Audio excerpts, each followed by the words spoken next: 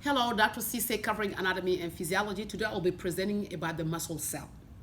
This is the muscle cell, and this area is the structural unit of the muscle cell called the myofibril. We're going to have different type of myofibrils covered by different things. But if I look at the back of the cell here, like any cell, it has a cell membrane.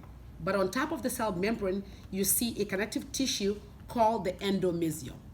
Under the endomysium, you have the sarcolemma. On the sarcolemma, you see holes. This hole will end into the transverse tubule.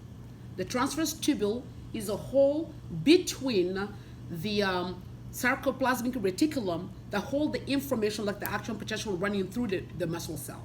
Here you can see also, like any cell, this muscle fiber, which is a muscle cell, has a nucleus. You see, it has a cell membrane, it has the nucleus, it even has the cytosol, it has liquid running through it. But it's just organized into myofibril. The myofibril are also organized into myofilaments. We have thick filament and thin filament.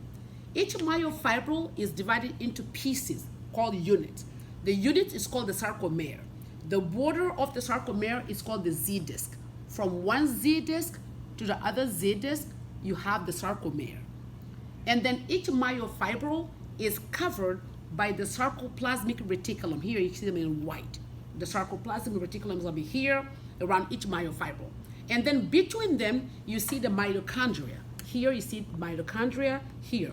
And then like any muscle, muscles cannot work without the neuron. That's why on every muscle model, usually you're going to see a neuron coming to talk to the muscle. This is going to be the end of the neuron coming in. This end is called the axon terminal of the neuron. You see the axon inside of it, this is the end of it. At the end, you see vesicle, synaptic vesicle, well, the neurotransmitter from the neuron is secreted into the muscle to make the muscle work. Here you can see that neurotransmitter will come to open, of course, gates and get the sodium in to create action potential. But how does it come in? It comes through the T tubule, the transverse tubule. The T stands for transverse. So you can see the myofibril, myofilament, thick filament, thin filament, Z disc, the whole thing, the sarcomere. Here you can see the sarcoplasmic reticulum, you can see the mitochondria, you can see the neuron and the nucleus.